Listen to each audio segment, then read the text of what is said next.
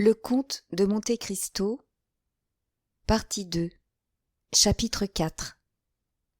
Complot. Danglars suivit Edmond et Mercédès des yeux jusqu'à ce que les deux amants eussent disparu à l'un des angles du fort Saint-Nicolas.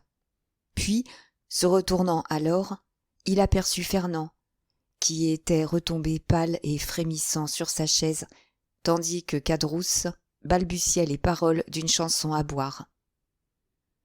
« Ah ça, mon cher monsieur, dit Danglars à Fernand, voilà un mariage qui ne me paraît pas faire le bonheur de tout le monde. »« Il me désespère, dit Fernand. »« Vous aimiez donc Mercédès ? » ?»« Je l'adorais. »« Depuis longtemps ? » ?»« Depuis que nous nous connaissons, je l'ai toujours aimée. »« Et vous êtes là à vous arracher les cheveux au lieu de chercher remède à la chose. Que diable ! Je ne croyais pas que ce fût ainsi qu'agissaient les gens de votre nation. »« Que voulez-vous que je fasse ? » demanda Fernand. « Et que sais-je, moi ? Est-ce que cela me regarde ? Ce n'est pas moi, ce me semble, qui suis amoureux de mademoiselle Mercédès, mais vous. Cherchez, dit l'Évangile, et vous trouverez. » J'avais trouvé déjà. Quoi ? Je voulais poignarder l'homme, mais la femme m'a dit que s'il arrivait malheur à son fiancé, elle se tuerait. Bah, on dit ces choses-là, mais on ne les fait point. Vous ne connaissez point Mercédès, monsieur. Du moment où elle a menacé, elle exécuterait. Imbécile, murmura Danglars. Qu'elle se tue ou non, que m'importe, pourvu que Dantès ne soit point capitaine. Et avant que Mercédès meure, reprit Fernand avec l'accent d'une immuable résolution, je mourrai moi-même. En voilà de l'amour, dit Caderousse d'une voix de plus en plus avinée. En voilà où je ne m'y connais plus. Voyons, dit Danglars, vous me paraissez un gentil garçon, et je voudrais, le diable m'emporte, vous tirer de peine, mais... Oui, dit Caderousse, voyons. Mon cher, reprit Danglars, tu es aux trois quarts ivre. Achève la bouteille, et tu le seras tout à fait. Bois, et ne te mêle pas de ce que nous faisons. Pour ce que nous faisons, il faut avoir toute sa tête. Moi, ivre, dit Caderousse. Allons donc. J'en boirai encore 4 de tes bouteilles, qui ne sont pas plus grandes que des bouteilles d'eau de Cologne. Père Pamphile, du vin. Et pour joindre la preuve à la proposition, Caderousse frappa avec son verre sur la table. « Vous disiez donc, monsieur, reprit Fernand, attendant avec avidité la suite de la phrase interrompue. « Que disais-je ? Je ne me le rappelle plus. Cet ivrogne de Caderousse m'a fait perdre le fil de mes pensées. Ivrogne, tant que tu le voudras. Tant pis pour ceux qui craignent le vin. C'est qu'ils ont quelque mauvaise pensée, qu'ils craignent que le vin ne leur tire du cœur. » Et Caderousse se mit à chanter les 2 derniers vers d'une chanson fort en vogue à cette époque. « Tous les méchants sont buveurs d'eau, c'est bien prouvé par le déluge. » Vous disiez, monsieur, reprit Fernand, que vous voudriez me tirer de peine, mais ajoutiez-vous, oui, mais ajoutai-je, pour vous tirer de peine, il suffit que Dantès n'épouse pas celle que vous aimez, et le mariage peut très bien manquer, ce me semble, sans que Dantès meure. La mort seule les séparera, dit Fernand. Vous raisonnez comme un coquillage, mon ami, dit Caderousse. Et voilà Danglars, qui est un finaud, un malin, un grec, qui va vous prouver que vous avez tort. Prouve, Danglars. J'ai répondu de toi. Dis-lui qu'il n'est pas besoin que Dantès meure. D'ailleurs, ce serait fâcheux qu'il mourût, Dantès. C'est un bon garçon. Je l'aime, moi, Dantès. À ta santé, Dantès. Fernand se leva avec impatience. Laissez-le dire, reprit Danglars en retenant le jeune homme. Et d'ailleurs, tout ivre qu'il est, il ne fait point si grande erreur. L'absence disjoint tout aussi bien que la mort. Et supposez qu'il y ait entre Edmond et Mercédès les murailles d'une prison. Ils seront séparés ni plus ni moins que s'il y avait là la pierre d'une tombe. Oui, mais on sort de prison, dit Cadrousse, qui, avec les restes de son intelligence, se cramponnait à la conversation. Et quand on est sorti de prison, et qu'on s'appelle Edmond Dantès, on se venge. Qu'importe, murmura Fernand. D'ailleurs, reprit Caderousse, pourquoi mettrait-on Dantès en prison? Il n'a ni volé, ni tué, ni assassiné. Tais-toi, dit Danglars. Je ne veux pas me taire, moi, dit Caderousse. Je veux qu'on me dise pourquoi on mettrait Dantès en prison. Moi, j'aime Dantès. À ta santé, Dantès. Et il avala un nouveau verre de vin. Danglars suivit dans les yeux atones du tailleur les progrès de l'ivresse, et, se tournant vers Fernand, « Eh bien, comprenez-vous, dit-il, qu'il n'y a pas besoin de le tuer? Non, certes, si, comme vous le disiez tout à l'heure, on avait le moyen de faire arrêter Dantès. Mais ce moyen, l'avez-vous? En cherchant bien, dit Danglars, on pourrait le trouver. Mais, continua-t-il, de quoi diable vais-je me mêler là? Est-ce que cela me regarde? Je ne sais pas si cela vous regarde, dit Fernand en lui saisissant le bras, mais ce que je sais, c'est que vous avez quelque motif de haine particulière contre Dantès, celui qui hait lui-même ne se trompe pas aux sentiments des autres. Moi, des motifs de haine contre Dantès? Aucun, sur ma parole. Je vous ai vu malheureux et votre malheur m'a intéressé, voilà tout. Mais du moment où vous croyez que j'agis pour mon propre compte, adieu, mon cher ami, tirez-vous d'affaire comme vous pourrez. Et Danglars fit semblant de se lever à son tour. Non pas, dit Fernand en le retenant, restez. Peu m'importe, au bout du compte, que vous en vouliez à Dantès ou que vous ne lui en vouliez pas. Je lui en veux, moi. Je l'avoue hautement. Trouvez le moyen et je l'exécute, pourvu qu'il n'y ait pas mort d'homme, car Mercédès a dit qu'elle se tuerait si l'on tuait Dantès. Caderousse, qui avait laissé tomber sa tête sur la table, releva le front, et regardant Fernand et Danglars avec des yeux lourds et hébétés, « Tuer Dantès, dit-il.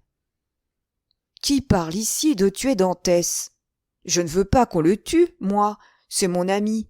Il a offert ce matin de partager son argent avec moi, comme j'ai partagé le mien avec lui. Je ne veux pas qu'on tue Dantès. »« Et qui te parle de tuer Dantès ?» reprit Danglars. « Il s'agit d'une simple plaisanterie. Bois à sa santé, ajouta-t-il en remplissant le verre de Caderousse. Et laisse-nous tranquilles. Oui, oui, à la santé de Dantès, dit Caderousse en vidant son verre. À sa santé, là. Mais le moyen, dit Fernand. Vous ne l'avez donc pas trouvé encore? Vous? Non. Vous vous en êtes chargé. C'est vrai, reprit Danglars. Les Français ont cette supériorité sur les Espagnols que les Espagnols ruminent et que les Français inventent. Inventez donc alors, dit Fernand avec impatience. Garçon, dit Danglars, une plume, de l'encre et du papier. Une plume, de l'encre et du papier, murmura Fernand. Oui, je suis agent comptable. La plume, l'encre et le papier sont mes instruments. Et sans mes instruments, je ne sais rien faire. Une plume, de l'encre et du papier, cria à son tour Fernand. Il y a ce que vous désirez là sur cette table, dit le garçon en montrant les objets demandés. Donnez-les-nous alors. Le garçon prit le papier, l'encre et la plume, et les déposa sur la table du berceau. Quand on pense, dit Caderousse, en laissant tomber sa main sur le papier, qu'il y a là de quoi tuer un homme, plus sûrement que si on l'attendait au coin d'un bois pour l'assassiner. J'ai toujours eu plus peur d'une plume, d'une bouteille d'encre et d'une feuille de papier que d'une épée ou d'un pistolet.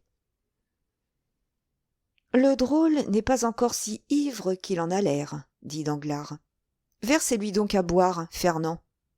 Fernand remplit le verre de Caderousse, et celui-ci, en véritable buveur qu'il était, leva la main de dessus le papier et la porta à son verre. Le Catalan suivit le mouvement jusqu'à ce que Caderousse, presque vaincu par cette nouvelle attaque, reposa, ou plutôt laissa retomber son verre sur la table. « Eh bien, reprit le Catalan, en voyant que le reste de la raison de Caderousse commençait à disparaître sous ce dernier verre de vin. « Eh bien, je disais donc, par exemple, reprit Danglars, que si, après un voyage comme celui que vient de faire Dantès, et dans lequel il a touché à Naples et à l'île d'Elbe, quelqu'un le dénonçait au procureur du roi comme agent bonapartiste. « Je le dénoncerai, moi, dit vivement le jeune homme. « Oui, mais alors on vous fait signer votre déclaration. On vous confronte avec celui que vous avez dénoncé. Je vous fournis de quoi soutenir votre accusation, je le sais bien. Mais Dantès ne peut rester éternellement en prison. Un jour ou l'autre, il en sort, et, ce jour où il en sort, malheur à celui qui l'y a fait entrer. »« Oh, je ne demande qu'une chose, dit Fernand, c'est qu'il vienne me chercher une querelle. »« Oui, et Mercédès. Mercédès, qui vous prend en haine si vous avez seulement le malheur d'écorcher l'épiderme à son bien-aimé Edmond. » « C'est juste, dit Fernand. « Non, non, reprit Danglars, si on se décidait à une pareille chose, voyez-vous, il vaudrait bien mieux prendre tout bonnement comme je le fais, cette plume, la tremper dans l'encre et écrire de la main gauche, pour que l'écriture ne fût pas reconnue, une petite dénonciation ainsi conçue. » Et Danglars, joignant l'exemple au précepte, écrivit de la main gauche et d'une écriture renversée qui n'avait aucune analogie avec son écriture habituelle, les lignes suivantes qu'il passa à Fernand et que Fernand lut à demi-voix. Monsieur le procureur du roi est prévenu, par un ami du trône et de la religion, que le nommé Edmond Dantès, second du navire le Pharaon, arrivé ce matin de Smyrne, après avoir touché à Naples et à Porto Ferrajo, a été chargé par Murat d'une lettre pour l'usurpateur et, par l'usurpateur, d'une lettre pour le comité bonapartiste de Paris. On aura la preuve de son crime en l'arrêtant, car on trouvera cette lettre ou sur lui ou chez son père, ou dans sa cabine à bord du Pharaon. « À la bonne heure, continua Danglars. Ainsi, votre vengeance aurait le sens commun, car d'aucune façon alors elle ne pourrait retomber sur vous, et la chose irait toute seule. Il n'y aurait plus qu'à plier cette lettre, comme je le fais, et à écrire dessus à monsieur le procureur royal. Tout serait dit. » Et Danglars écrivit l'adresse en se jouant. « Oui, tout serait dit, » s'écria Caderousse, qui, par un dernier effort d'intelligence, avait suivi la lecture et qui comprenait d'instinct tout ce qu'une pareille dénonciation pourrait entraîner de malheur. « Oui, tout serait dit, seulement, ce serait une infamie. » Et il allongea le bras pour prendre la lettre. « Aussi, » dit Danglars, en le poussant hors de la portée de sa main, « aussi, ce que je dis et ce que je fais, c'est en plaisantant. Et le premier, je serais bien fâché qu'il arrivât quelque chose à Dantès, ce bon Dantès. Aussi, tiens. » Il prit la lettre, la froissa dans ses mains et la jeta dans un coin de la tonnelle. « À la bonne heure, dit Caderousse. Dantès est mon ami et je ne veux pas qu'on lui fasse de mal. »« Et qui diable y songe à lui faire du mal ? Ce n'est ni moi ni Fernand, dit Danglars en se levant et en regardant le jeune homme qui était demeuré assis, mais dont l'œil oblique couvait le papier dénonciateur jeté dans un coin. « En ce cas, reprit Caderousse, qu'on nous donne du vin. Je veux boire à la santé d'Edmond et de la belle Mercédès. »«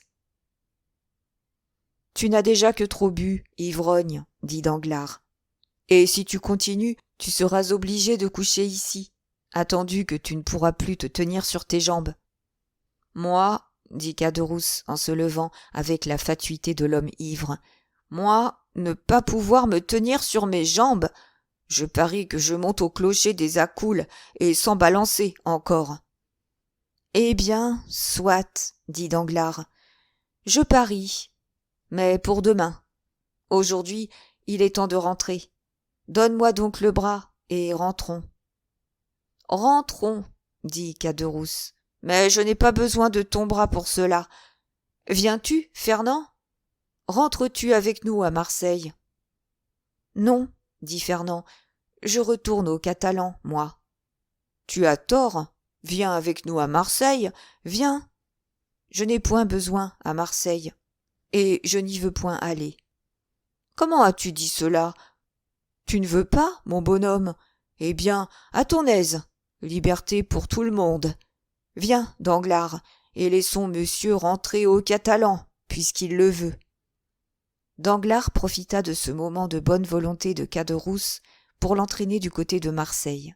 Seulement, pour ouvrir un chemin plus court et plus facile à Fernand, au lieu de revenir par le quai de la Rive-Neuve, il revint par la porte Saint-Victor.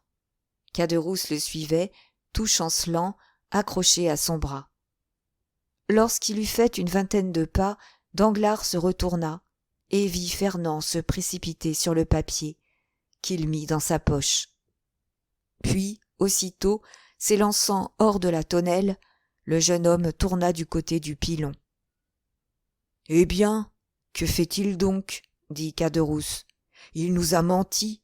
Il a dit qu'il allait aux Catalans, et il va à la ville. Oh là, Fernand, tu te trompes, mon garçon !»« C'est toi qui vois trouble, dit Danglars. Il suit tout droit le chemin des vieilles infirmeries. »« En vérité, dit Caderousse. Eh bien, j'aurais juré qu'il tournait à droite. Décidément, le vin est un traître. »« Allons, allons, murmura Danglars. Je crois que maintenant la chose est bien lancée et qu'il n'y a plus qu'à la laisser marcher toute seule. Chapitre 5. Le repas de fiançailles. Le lendemain fut un beau jour. Le soleil se leva pur et brillant, et les premiers rayons d'un rouge pourpre diaprèrent de leur rubis les pointes écumeuses des vagues. Le repas avait été préparé au premier étage de cette même réserve, avec la tonnelle de laquelle nous avons déjà fait connaissance. C'était une grande salle éclairée par 5 ou 6 fenêtres, au-dessus de chacune desquelles, explique le phénomène qui pourra, était écrit le nom d'une des grandes villes de France. Une balustrade en bois, comme le reste du bâtiment, régnait tout le long de ces fenêtres. Quoique le repas ne fût indiqué que pour midi, dès 11 heures du matin, cette balustrade était chargée de promeneurs impatients. C'étaient les marins privilégiés du Pharaon et quelques soldats, amis de Dantès. Tous avaient, pour faire honneur aux fiancés, fait voir le jour à leur plus belle toilette. Le bruit circulait, parmi les futurs convives, que les armateurs du Pharaon devaient honorer de leur présence le repas de noces de leur second. Mais c'était de leur part un si grand honneur accordé à Dantès que personne n'osait encore y croire. Cependant, Danglars, en arrivant avec Caderousse, confirma à son tour cette nouvelle. Il avait vu le matin M. Morel lui-même, et M. Morel lui avait dit qu'il viendrait dîner à la réserve. En effet, un instant après eux, M. Morel fit à son tour son entrée dans la chambre et fut salué par les matelots du Pharaon d'un hurrah unanime d'applaudissements. La présence de l'armateur était pour eux la confirmation du bruit qui courait déjà que Dantès serait nommé capitaine. Et comme Dantès était fort aimé à bord, ces braves gens remerciaient ainsi l'armateur de ce qu'une fois par hasard son choix était en harmonie avec leurs désirs. À peine M. Morel fut-il entré qu'on dépêcha unanimement Danglars et Caderousse vers le fiancé. Ils avaient mission de le prévenir de l'arrivée du personnage important dont la vue avait produit une si vive sensation, et de lui dire de se hâter. Danglars et Caderousse partirent tout courant, mais ils n'eurent pas fait 100 pas qu'à la hauteur du magasin à poudre, ils aperçurent la petite troupe qui venait. Cette petite troupe se composait de 4 jeunes filles amies de Mercédès et catalanes comme elle, et qui accompagnaient la fiancée à laquelle Edmond donnait le bras. Près de la future marchait le père Dantès, et derrière eux venait Fernand avec son mauvais sourire. Ni Mercédès ni Edmond ne voyaient ce mauvais sourire de Fernand. Les pauvres enfants étaient si heureux qu'ils ne voyaient qu'eux seuls et ce beau ciel pur qui les bénissait. Danglars et Caderousse s'acquittèrent de leur mission d'ambassadeurs. Puis, après avoir échangé une poignée de main bien vigoureuse et bien amicale avec Edmond, ils allèrent. Danglars prendre place près de Fernand, Caderousse se ranger aux côtés du père Dantès, centre de l'attention générale. Ce vieillard était vêtu de son bel habit de taffetas épinglé, orné de larges boutons d'acier taillés à facettes. Ses jambes grêles, mais nerveuses, s'épanouissaient dans de magnifiques bas de coton mouchetés qui sentaient d'une lieue la contrebande anglaise. À son chapeau à 3 cornes pendait un flot de rubans blancs et bleus. Enfin, il s'appuyait sur un bâton de bois tordu et recourbé par le haut comme un pedum antique. On eût dit un de ces muscadins qui paradaient en 1796 dans les jardins nouvellement rouverts du Luxembourg et des Tuileries. Près de lui, nous l'avons dit, s'était glissé Caderousse que l'espérance d'un bon repas avait achevé de réconcilier avec les Dantès. Caderousse à qui il restait dans la mémoire un vague souvenir de ce qui s'était passé la veille, comme en se réveillant le matin, on trouve dans son esprit l'ombre du rêve qu'on a fait pendant le sommeil. Danglars, en s'approchant de Fernand, avait jeté sur l'amant désappointé un regard profond. Fernand, marchant derrière les futurs époux, complètement oubliés par Mercédès, qui, dans cet égoïsme juvénile et charmant de l'amour, n'avait Dieu que pour son Edmond. Fernand était pâle, puis rouge par bouffées subites, qui disparaissaient pour faire place chaque fois à une pâleur croissante. De temps en temps, il regardait du côté de Marseille, et alors un tremblement nerveux et involontaire faisait frissonner ses membres. Fernand semblait attendre, ou tout au moins prévoir quelque grand événement. Dantès était simplement vêtu. Appartenant à la marine marchande, il avait un habit qui tenait le milieu entre l'uniforme militaire et le costume civil. Et sous cet habit, sa bonne mine, que rehaussaient encore la joie et la beauté de sa fiancée, était parfaite. Mercédès était belle comme une de ces grecques de Chypre ou de Céos, aux yeux d'ébène et aux lèvres de corail. Elle marchait de ce pas libre et franc dont marchent les Arlésiennes et les Andalouses. Une fille des villes eût peut-être essayé de cacher sa joie sous un voile ou tout au moins sous le velours de ses paupières. Mais Mercédès souriait et regardait tous ceux qui l'entouraient, et son sourire et son regard disaient aussi franchement qu'auraient pu le dire ses paroles. « Si vous êtes mes amis, réjouissez-vous avec moi, car, en vérité, je suis bien heureuse. » Dès que les fiancés et ceux qui les accompagnaient furent en vue de la réserve, M. Morel descendit et s'avança à son tour au-devant d'eux, suivi des matelots et des soldats avec lesquels il était resté, et auxquels il avait renouvelé la promesse déjà faite à Dantès qu'il succéderait au capitaine Leclerc.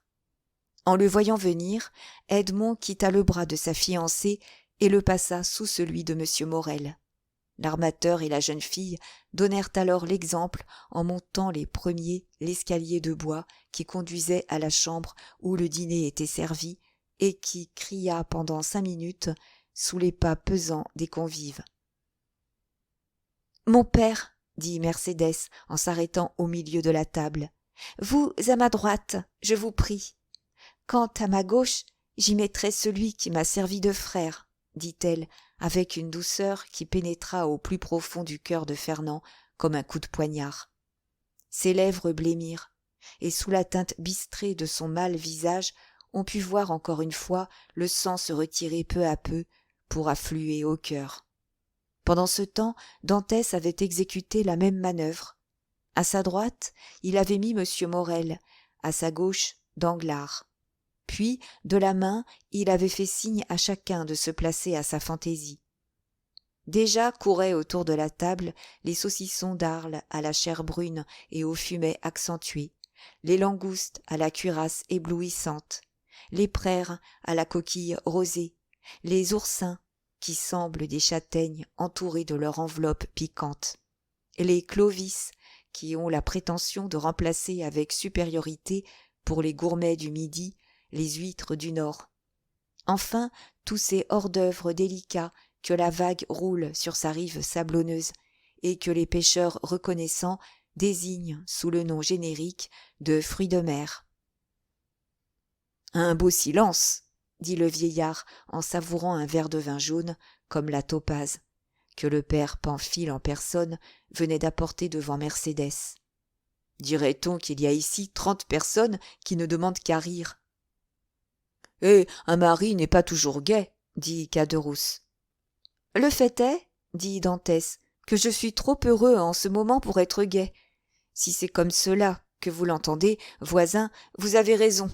La joie fait quelquefois un effet étrange, elle oppresse comme la douleur. » Danglars observa Fernand, dont la nature impressionnable absorbait et renvoyait chaque émotion. « Allons donc, dit-il. Est-ce que vous craindriez quelque chose ? Il me semble au contraire que tout va selon vos désirs. »« Et c'est justement cela qui m'épouvante, dit Dantès. Il me semble que l'homme n'est pas fait pour être si facilement heureux. Le bonheur est comme ces palais des îles enchantées dont les dragons gardent les portes.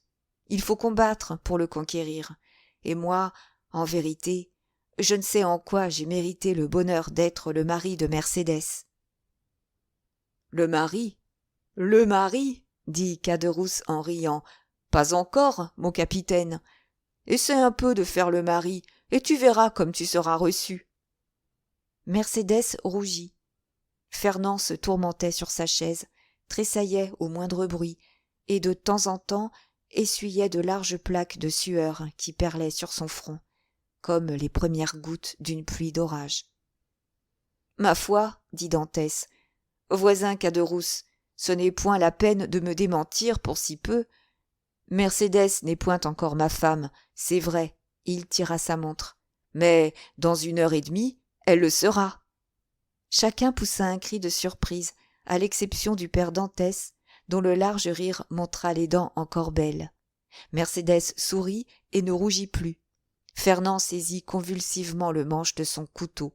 « Dans 1 heure, dit Danglars, pâlissant lui-même. « Et comment cela ?»« Oui, mes amis, répondit Dantès, grâce au crédit de M. Morel, l'homme après mon père auquel je dois le plus au monde. Toutes les difficultés sont aplanies. Nous avons acheté les bancs, et à 2h30, le maire de Marseille nous attend à l'hôtel de ville. Or, comme 1h15 viennent de sonner, je ne crois pas me tromper de beaucoup en disant que dans 1h30, Mercédès s'appellera Madame Dantès. » Fernand ferma les yeux. Un nuage de feu brûla ses paupières. Il s'appuya à la table pour ne pas défaillir et, malgré tous ses efforts, ne put retenir un gémissement sourd qui se perdit dans le bruit des rires et des félicitations de l'assemblée. « C'est bien agir, cela, hein ?» dit le père Dantès. « Cela s'appelle-t-il perdre son temps, à votre avis ? Arrivé d'hier au matin, marié aujourd'hui à 3 heures. Parlez-moi des marins pour aller rondement en besogne. »« Mais les autres formalités, » objecta timidement Danglars. « Le contrat, les écritures. »« Le contrat, dit Dantès en riant. Le contrat est tout fait. Mercédès n'a rien, ni moi non plus. Nous nous marions sous le régime de la communauté, et voilà. Ça n'a pas été long à écrire, et ce ne sera pas cher à payer. » Cette plaisanterie excita une nouvelle explosion de joie et de bravo. « Ainsi, ce que nous prenions pour un repas de fiançailles, dit Danglars, est tout bonnement un repas de noces. »« Non pas, dit Dantès. Vous n'y perdrez rien, soyez tranquille. Demain matin, je pars pour Paris. 4 jours pour aller, 4 jours pour revenir. 1 jour pour faire en conscience la commission dont je suis chargé. Et le 1er mars, je suis de retour. Au 2 mars donc, le véritable repas de noces. » Cette perspective d'un nouveau festin redoubla l'hilarité au point que le père Dantès, qui au commencement du dîner se plaignait du silence, faisait maintenant, au milieu de la conversation générale, de vains efforts pour placer son vœu de prospérité en faveur des futurs époux. Dantès devina la pensée de son père et y répondit par un sourire plein d'amour. Mercédès commença de regarder l'heure au coucou de la salle et fit un petit signe à Edmond. Il y avait autour de la table cette hilarité bruyante et cette liberté individuelle qui accompagnent, chez les gens de condition inférieure, la fin des repas. Ceux qui étaient mécontents de leur place s'étaient levés de table et avaient été chercher d'autres voisins. Tout le monde commençait à parler à la fois, et personne ne s'occupait de répondre à ce que son interlocuteur lui disait, mais seulement à ses propres pensées. La pâleur de Fernand était presque passée sur les joues de Danglars. Quant à Fernand lui-même, il ne vivait plus et semblait un damné dans le lac de feu. Un des premiers, il s'était levé et se promenait de long en large dans la salle, essayant d'isoler son oreille du bruit des chansons et du choc des vers.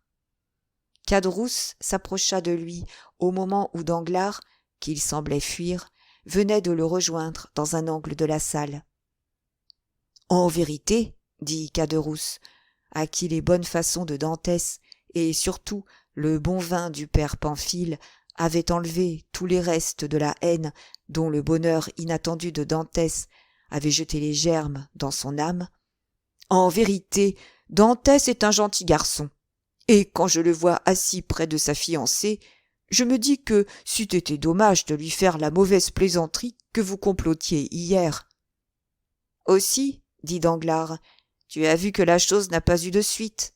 Ce pauvre M. Fernand était si bouleversé qu'il m'avait fait de la peine d'abord, mais du moment qu'il en a pris son parti, au point de s'être fait le premier garçon de noces de son rival, il n'y a plus rien à dire. » Caderousse regarda Fernand. Il était livide. « Le sacrifice est d'autant plus grand, continua Danglars, qu'en vérité la fille est belle. Peste, l'heureux coquin que mon futur capitaine. Je voudrais m'appeler Dantès 12 heures seulement. »« Partons-nous » demanda la douce voix de Mercédès. « Voici 2 heures qui sonnent, et l'on nous attend à 2h15. »« Oui, oui, partons, » dit Dantès en se levant vivement. « Partons » répétèrent en chœur tous les convives.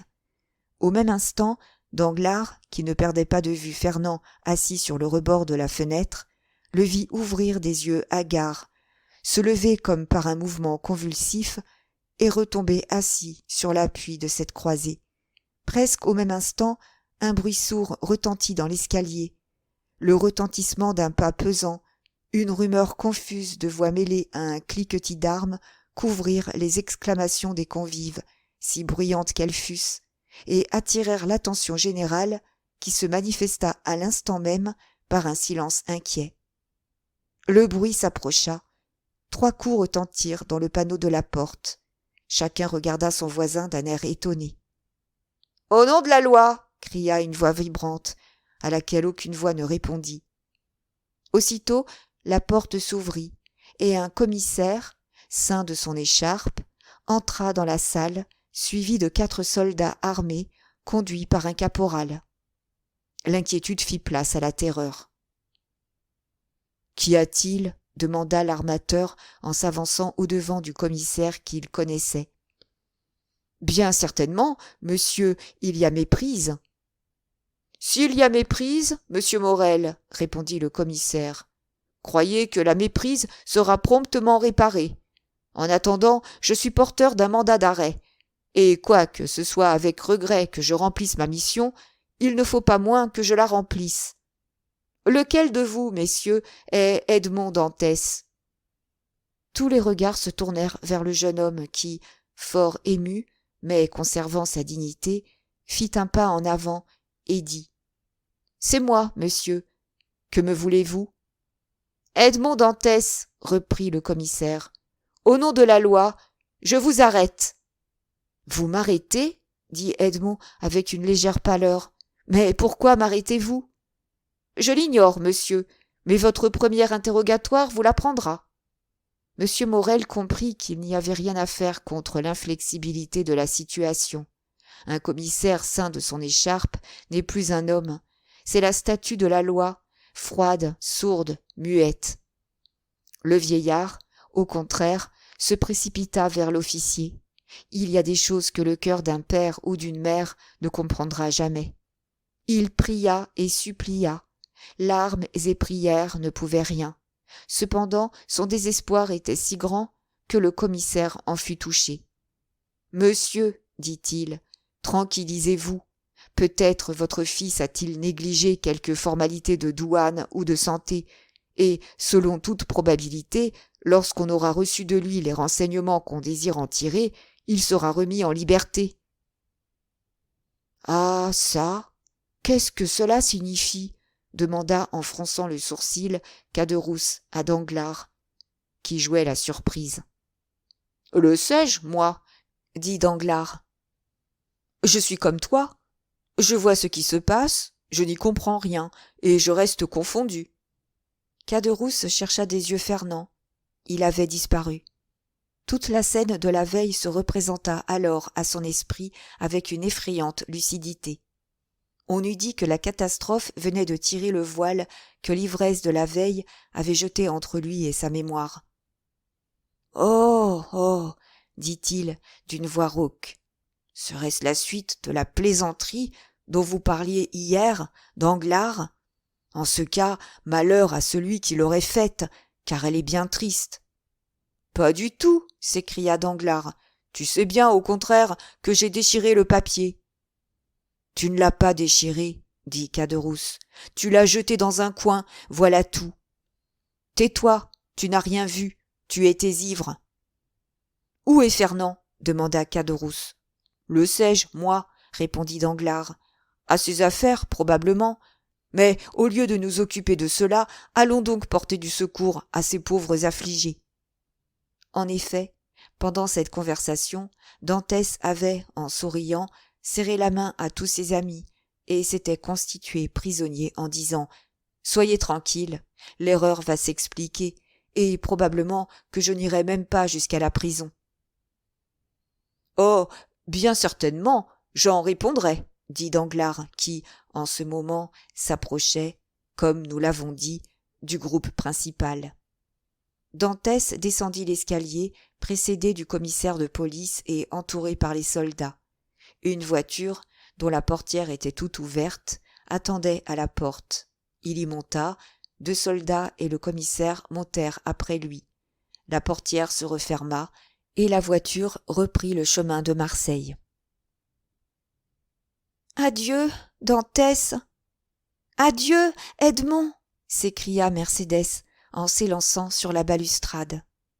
Le prisonnier entendit ce dernier cri, sorti comme un sanglot du cœur déchiré de sa fiancée. Il passa la tête par la portière, cria « Au revoir, Mercédès !» et disparut à l'un des angles du fort Saint-Nicolas. « Attendez-moi ici, » dit l'armateur. « Je prends la première voiture que je rencontre. Je cours à Marseille et je vous rapporte des nouvelles. » « Allez !» crièrent toutes les voix. « Allez, et revenez bien vite !» Il y eut, après ce double départ, un moment de stupeur terrible parmi tous ceux qui étaient restés. Le vieillard et Mercédès restèrent quelque temps isolés, chacun dans sa propre douleur. Mais enfin, leurs yeux se rencontrèrent. Ils se reconnurent comme 2 victimes frappées du même coup et se jetèrent dans les bras l'un de l'autre. Pendant ce temps, Fernand rentra, se versa un verre d'eau qu'il but et alla s'asseoir sur une chaise. Le hasard fit que ce fut sur une chaise voisine que vint tomber Mercédès en sortant des bras du vieillard. Fernand, par un mouvement instinctif, recula sa chaise. « C'est lui, » dit à Danglars Caderousse, qui n'avait pas perdu de vue le Catalan. « Je ne crois pas, » répondit Danglars. « Il était trop bête. En tout cas, que le coup retombe sur celui qui l'a fait. » « Tu ne me parles pas de celui qui l'a conseillé, » dit Caderousse. « Ah, ma foi, » dit Danglars, « si l'on était responsable de tout ce que l'on dit en l'air. » « Oui, lorsque ce que l'on dit en l'air retombe par la pointe. » Pendant ce temps, les groupes commentaient l'arrestation de toutes les manières. « Et vous, Danglars, dit une voix, que pensez-vous de cet événement ? » « Moi, dit Danglars, je crois qu'il aura rapporté quelques ballots de marchandises prohibées. »« Mais si c'était cela, vous devriez le savoir, Danglars, vous qui étiez l'agent comptable. »« Oui, c'est vrai. Mais l'agent comptable ne connaît que les colis qu'on lui déclare. Je sais que nous sommes chargés de coton, voilà tout, que nous avons pris le chargement à Alexandrie, chez M. Pastret, et à Smyrne, chez M. Pascal. Ne m'en demandez pas davantage. »« Oh, je me rappelle maintenant, » murmura le pauvre père, se rattachant à ce vieux débris, « qu'il m'a dit hier qu'il avait pour moi une caisse de café et une caisse de tabac. »« Voyez-vous, » dit Danglars, « c'est cela. En notre absence, la douane aura fait une visite à bord du Pharaon, et elle aura découvert le pot-aux-roses. » Mercédès ne croyait point à tout cela, car, comprimée jusqu'à ce moment, sa douleur éclata tout à coup en sanglots. « Allons, allons, espoir, » dit sans trop savoir ce qu'il disait le père d'Antès. « Espoir, » répéta Danglars. « Espoir, » essaya de murmurer Fernand. Mais ce mot l'étouffait, ses lèvres s'agitèrent, aucun son ne sortit de sa bouche. « Messieurs, » cria un des convives restés en vedette sur la balustrade, « messieurs, une voiture. Ah, c'est monsieur Morel. Courage, courage. Sans doute qu'il nous apporte de bonnes nouvelles. » Mercédès et le vieux père coururent au-devant de l'armateur, qu'ils rencontrèrent à la porte. Monsieur Morel était fort pâle. « Eh bien » s'écrièrent-ils d'une même voix. « Eh bien, mes amis, » répondit l'armateur en secouant la tête, « la chose est plus grave que nous ne le pensions. »« Eh, monsieur » s'écria Mercédès, « il est innocent. »« Je le crois, » répondit monsieur Morel, « mais on l'accuse. »« De quoi donc ?» demanda le vieux d'Antès. « D'être un agent bonapartiste. » Ceux de mes lecteurs qui ont vécu dans l'époque où se passe cette histoire se rappelleront quelle terrible accusation c'était alors que celle que venait de formuler M. Morel. Mercédès poussa un cri, le vieillard se laissa tomber sur une chaise. « Ah » murmura Caderousse, « vous m'avez trompé, Danglars, et la plaisanterie a été faite. Mais je ne veux pas laisser mourir de douleur ce vieillard et cette jeune fille, et je vais tout leur dire. »« Tais-toi, malheureux !» s'écria Danglars en saisissant la main de Caderousse, « ou je ne réponds pas de toi-même. Qui te dit que Dantès n'est pas véritablement coupable ? Le bâtiment a touché à l'île d'Elbe, il y est descendu, il est resté tout un jour à Porto Ferrajo. Si l'on trouvait sur lui quelques lettres qui le compromettent, ceux qui l'auraient soutenu passeraient pour ses complices. » Caderousse, avec l'instinct rapide de l'égoïsme, comprit toute la solidité de ce raisonnement. Il regarda Danglars avec des yeux hébétés par la crainte et la douleur, et, pour un pas qu'il avait fait en avant, il en fit deux en arrière. « Attendons, alors, » murmura-t-il. « Oui, attendons, » dit Danglars. « S'il est innocent, on le mettra en liberté. S'il est coupable, il est inutile de se compromettre pour un conspirateur. » « Alors, partons. Je ne puis rester plus longtemps ici. »« Oui, viens, » dit Danglars, enchanté de trouver un compagnon de retraite. « Viens, et laissons-les se retirer de là comme ils pourront. » Ils partirent. Fernand, redevenu l'appui de la jeune fille, prit Mercédès par la main et la ramena aux Catalans. Les amis de Dantès ramenèrent, de leur côté, aux allées de Meilhan, ce vieillard presque évanoui. Bientôt, cette rumeur, que Dantès venait d'être arrêté comme agent bonapartiste, se répandit par toute la ville.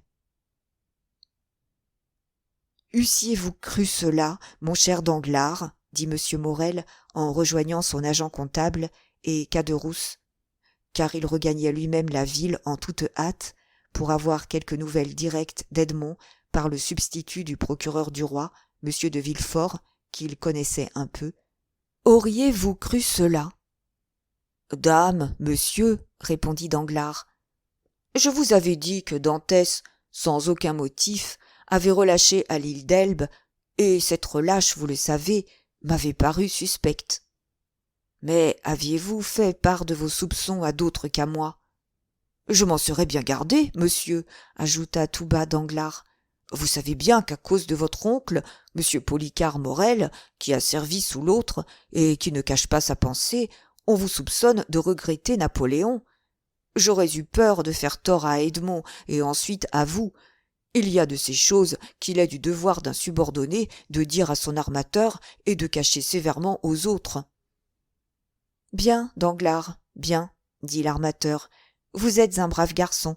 Aussi, j'avais d'avance pensé à vous, dans le cas où ce pauvre Dantès fût devenu le capitaine du Pharaon. »« Comment cela, monsieur ?» ?»« Oui, j'avais d'avance demandé à Dantès ce qu'il pensait de vous, et s'il aurait quelque répugnance à vous garder à votre poste, car je ne sais pourquoi, j'avais cru remarquer qu'il y avait du froid entre vous. »« Et que vous a-t-il répondu ?»« Qu'il croyait effectivement avoir eu dans une circonstance qu'il ne m'a pas dite, quelque tort envers vous, mais que toute personne qui avait la confiance de l'armateur avait la sienne. »« L'hypocrite !» murmura Danglars.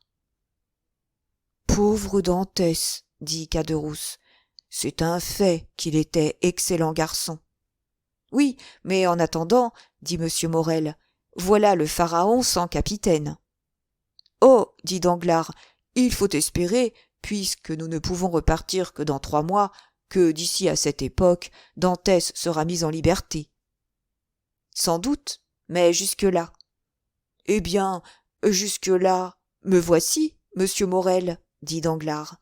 Vous savez que je connais le maniement d'un navire aussi bien que le premier capitaine au long cours venu. Cela vous offrira même un avantage, de vous servir de moi, car lorsque Edmond sortira de prison, vous n'aurez personne à remercier. Il reprendra sa place, et moi la mienne. Voilà tout. »« Merci, Danglars, dit l'armateur. Voilà en effet qui concilie tout. Prenez donc le commandement, je vous y autorise, et surveillez le débarquement. Il ne faut jamais, quelque catastrophe qui arrive aux individus, que les affaires souffrent. Soyez tranquille, monsieur, mais pourra-t-on le voir au moins, ce bon Edmond ? Je vous dirai cela tout à l'heure, Danglars. Je vais tâcher de parler à monsieur de Villefort et d'intercéder près de lui en faveur du prisonnier.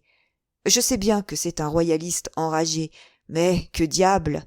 Tout royaliste et procureur du roi qu'il est, il est un homme aussi, et je ne le crois pas méchant. »« Non, dit Danglars, mais j'ai entendu dire qu'il était ambitieux, et cela se ressemble beaucoup. »« Enfin, dit M. Morel avec un soupir, nous verrons. Allez à bord, je vous y rejoins. » Et il quitta les 2 amis pour prendre le chemin du palais de justice. « Tu vois, dit Danglars à Caderousse, la tournure que prend l'affaire. As-tu encore envie d'aller soutenir Dantès maintenant ? » ?»« Non, sans doute.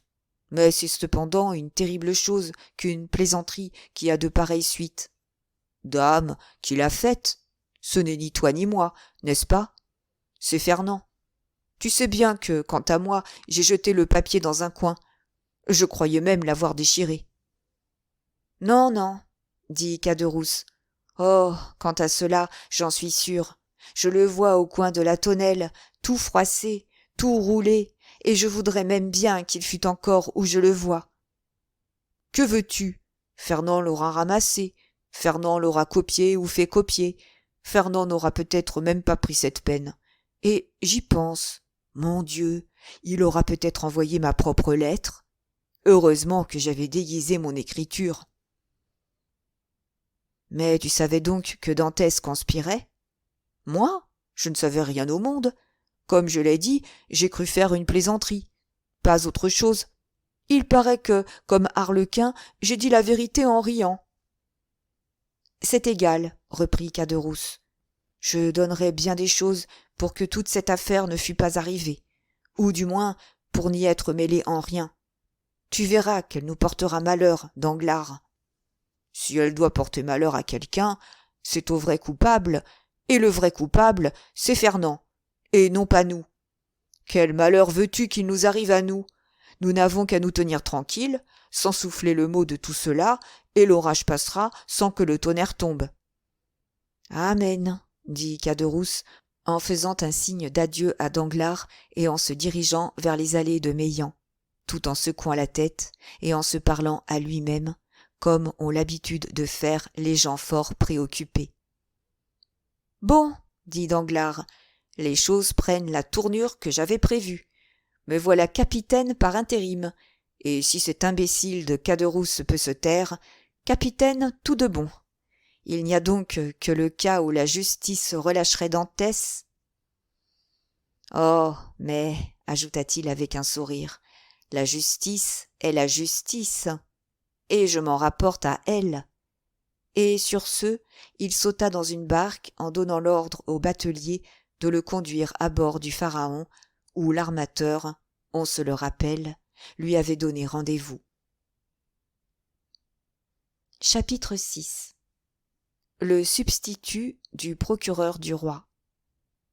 Rue du Grand Cours, en face de la fontaine des Méduses, dans une de ces vieilles maisons à l'architecture aristocratique bâties par Puget, on célébrait aussi le même jour, à la même heure, un repas de fiançailles.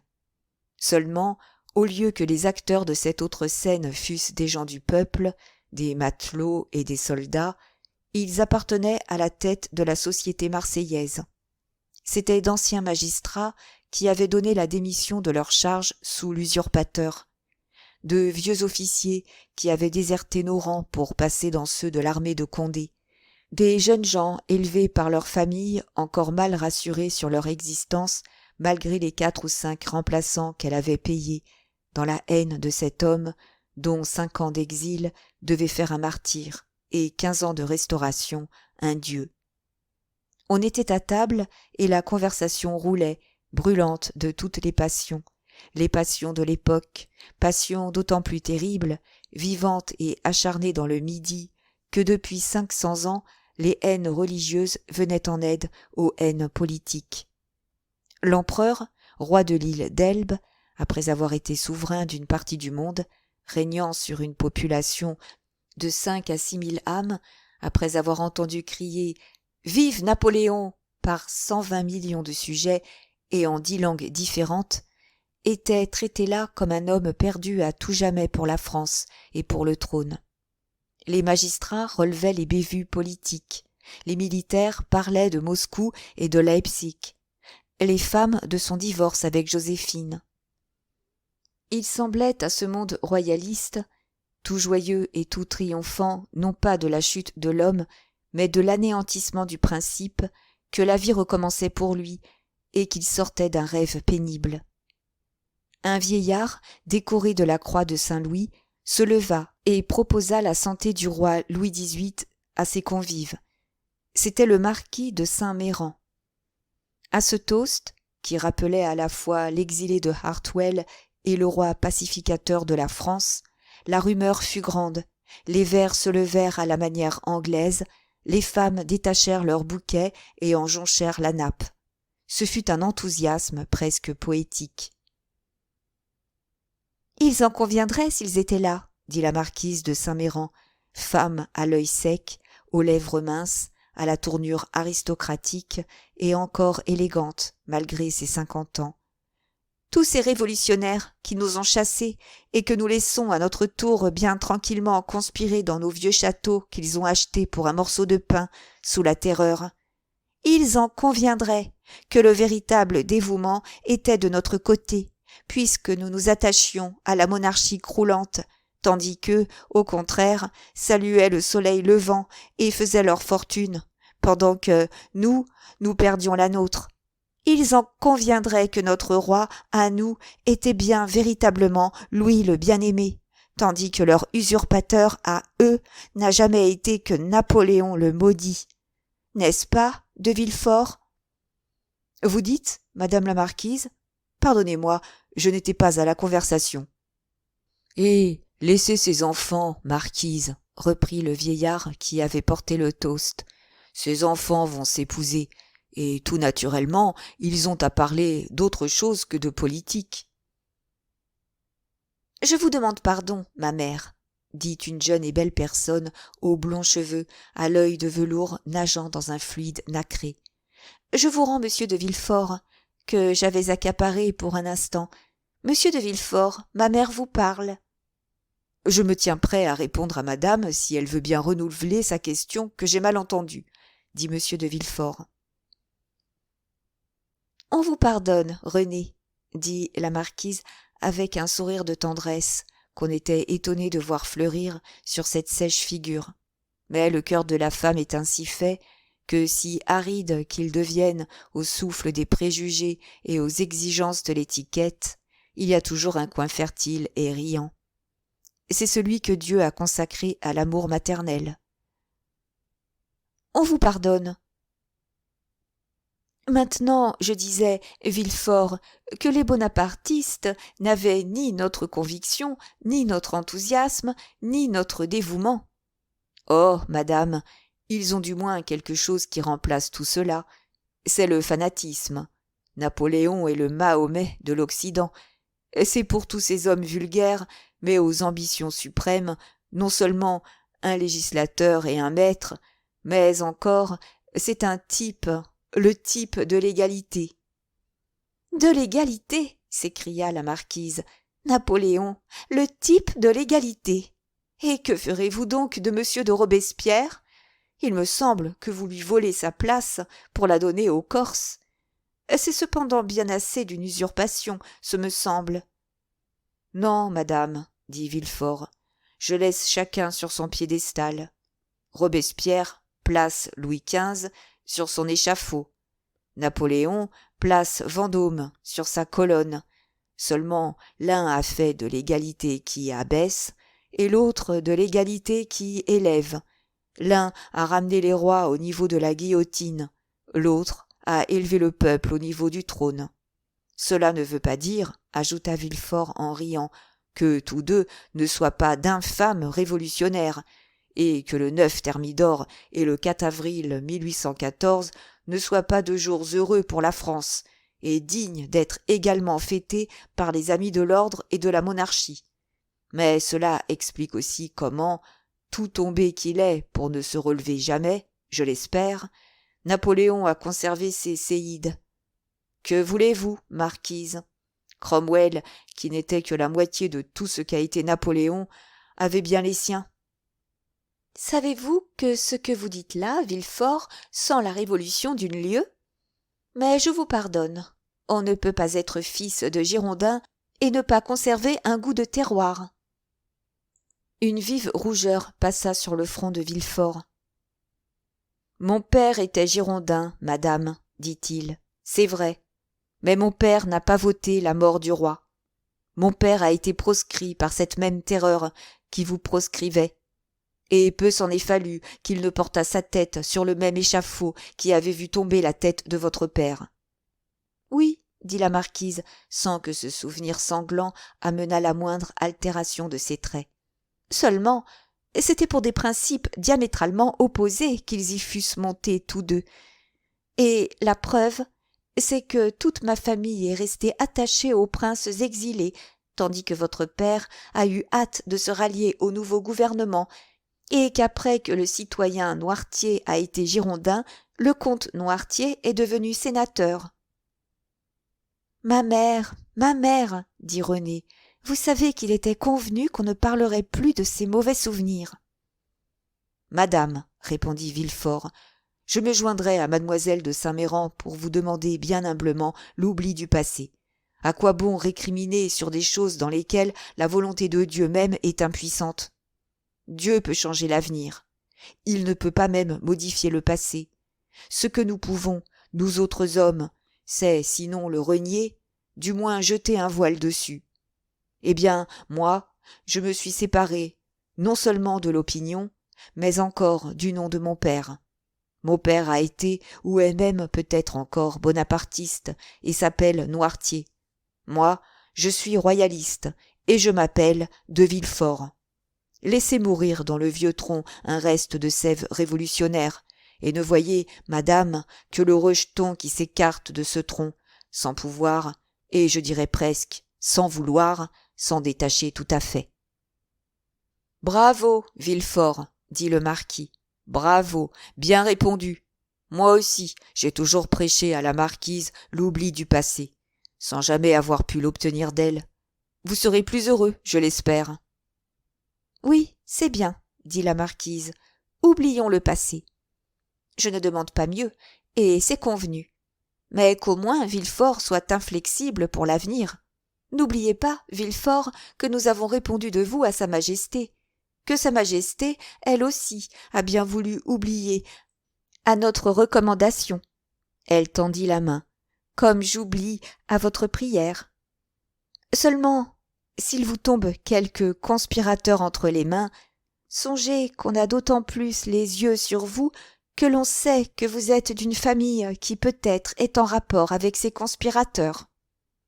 Hélas, madame, dit Villefort, ma profession et surtout le temps dans lequel nous vivons m'ordonnent d'être sévère. Je le serai. J'ai déjà eu quelques accusations politiques à soutenir, et, sous ce rapport, j'ai fait mes preuves. Malheureusement, nous ne sommes pas au bout. Vous croyez? Dit la marquise. J'en ai peur. Napoléon, à l'île d'Elbe, est bien près de la France. Sa présence presque en vue de nos côtes entretient l'espérance de ses partisans. Marseille est pleine d'officiers à demi-solde qui, tous les jours, sous un prétexte frivole, cherchent querelle aux royalistes. De là des duels parmi les gens de classe élevée, de là des assassinats dans le peuple. Oui, dit le comte de Salvieux, vieil ami de M. de Méran et chambellan de M. le comte d'Artois. Oui, mais vous savez que la Sainte-Alliance le déloge. Oui, il était question de cela lors de notre départ de Paris, dit M. de Saint-Méran. Et où l'envoie-t-on?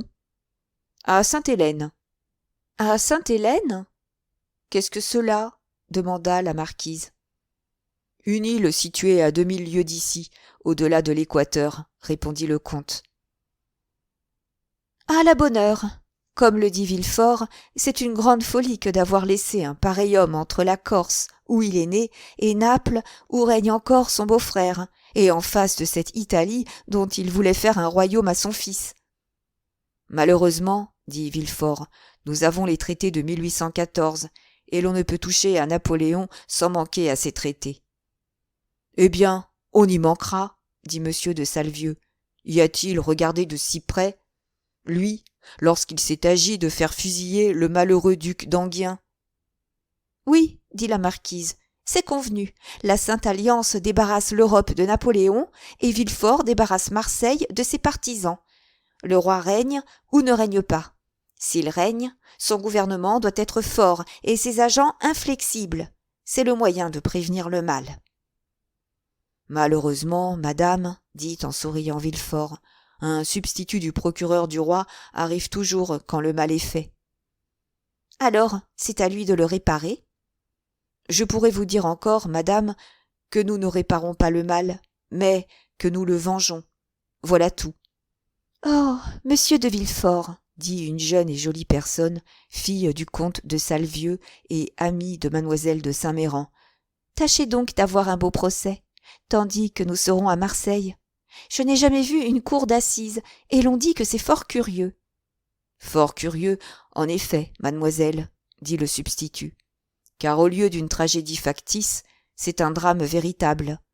Au lieu de douleurs jouées, ce sont des douleurs réelles. Cet homme qu'on voit là, au lieu, la toile baissée, de rentrer chez lui, de souper en famille et de se coucher tranquillement pour recommencer le lendemain, rentre dans la prison où il trouve le bourreau. Vous voyez bien que, pour les personnes nerveuses qui cherchent les émotions, il n'y a pas de spectacle qui vaille celui-là. Soyez tranquille, mademoiselle.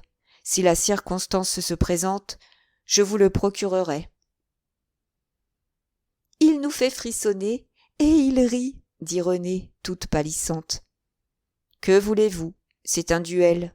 J'ai déjà requis 5 ou 6 fois la peine de mort contre des accusés politiques ou autres. Eh bien, qui sait combien de poignards à cette heure s'aiguisent dans l'ombre ou sont déjà dirigés contre moi? Oh, mon Dieu, dit Renée en s'assombrissant de plus en plus.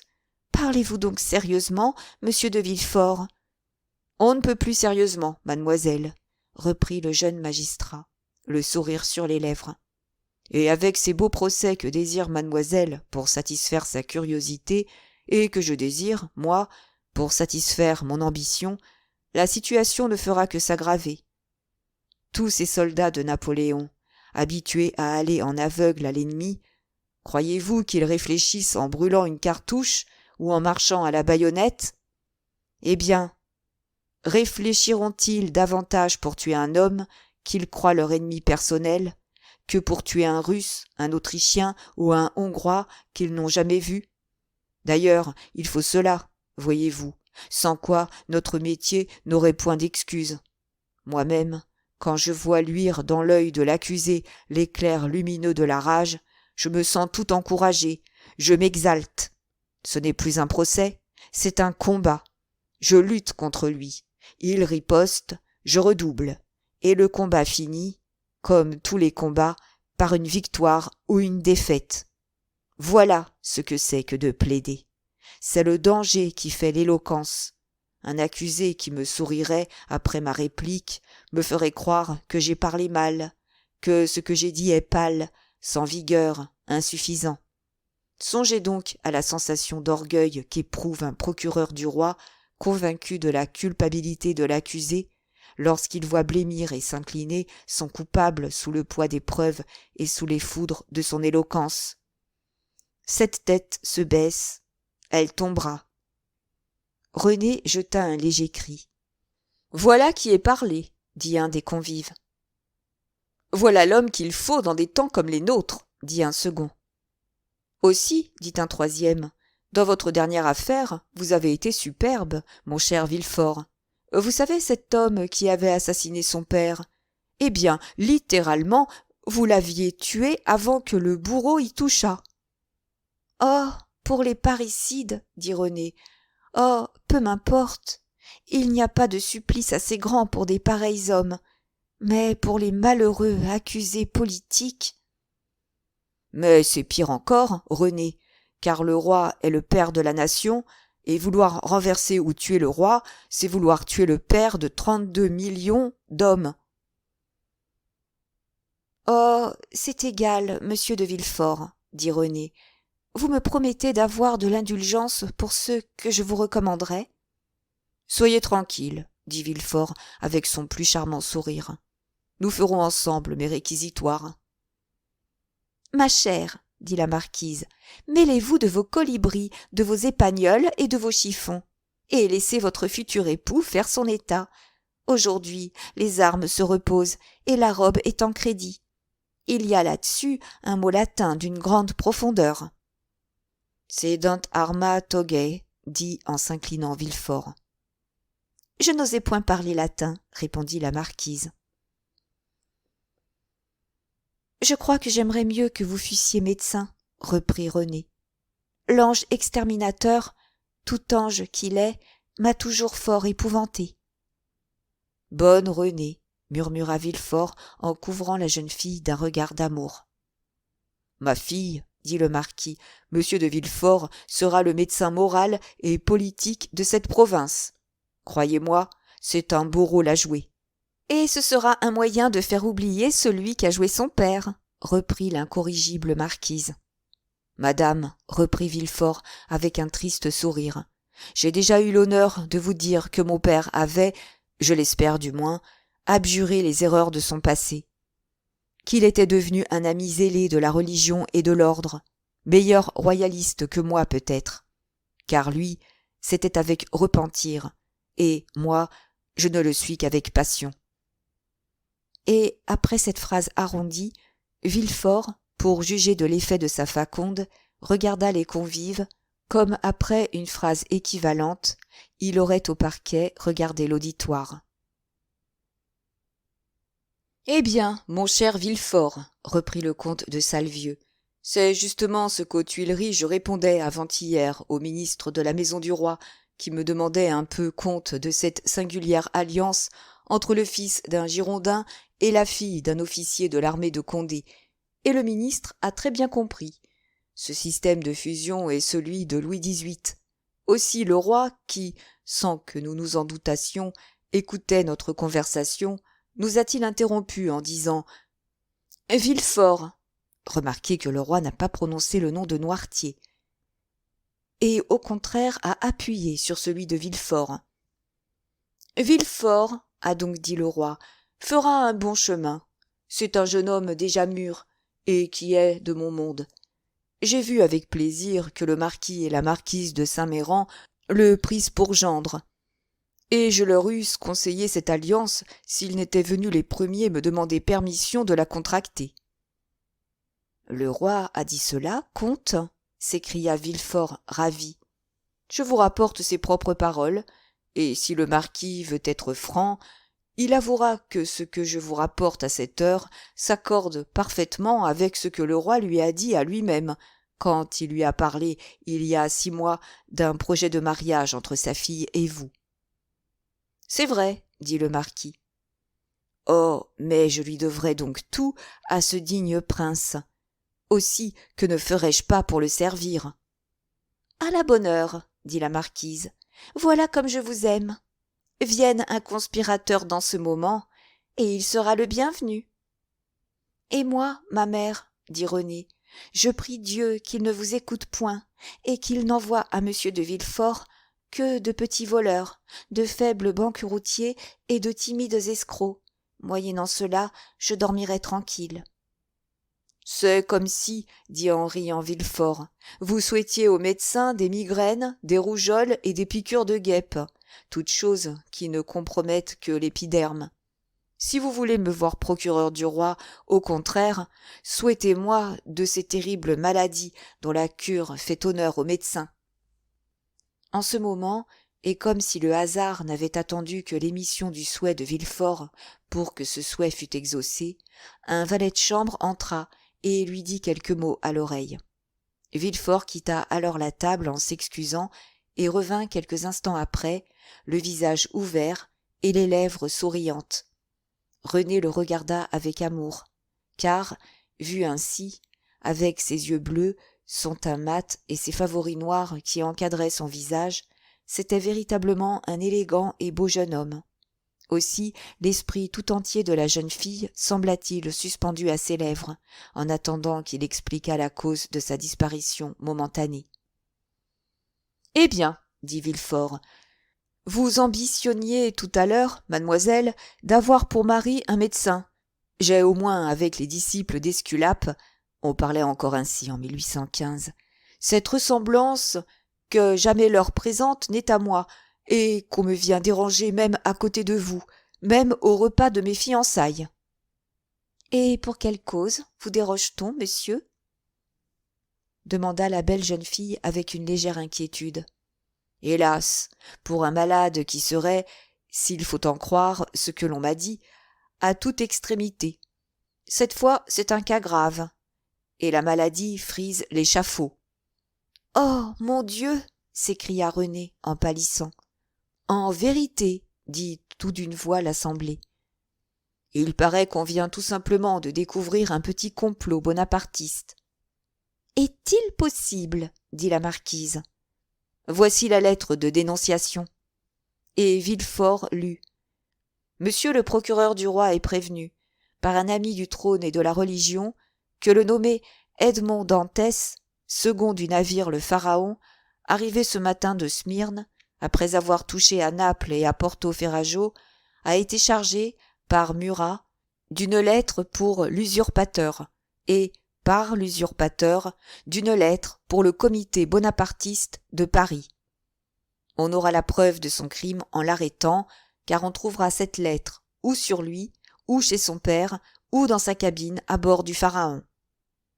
Mais, dit René, cette lettre, qui n'est qu'une lettre anonyme d'ailleurs, est adressée à monsieur le procureur du roi, et non à vous.